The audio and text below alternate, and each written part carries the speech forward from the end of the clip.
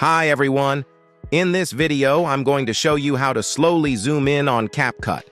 Let's get started by opening CapCut and importing your video to the timeline. Once your video is added, make sure it's selected on the timeline so you can apply the zoom effect directly to it.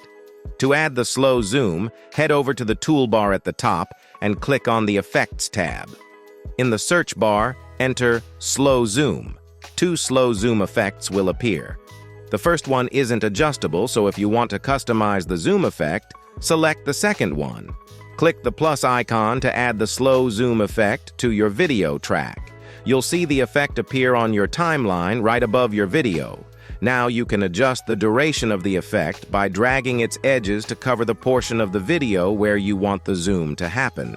Next, to make sure the zoom is just the way you want it, you can adjust a few settings. First, click on the effect in the timeline and go to the Settings panel on the right. You can tweak the speed of the zoom here by dragging the speed slider to the left or right. There are also options to adjust the horizontal and vertical zoom and the zoom range, which control whether the zoom moves left or right and how much the video zooms in.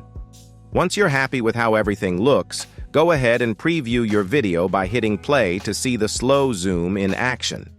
Adjust the settings further if needed until you get that perfect smooth zoom effect.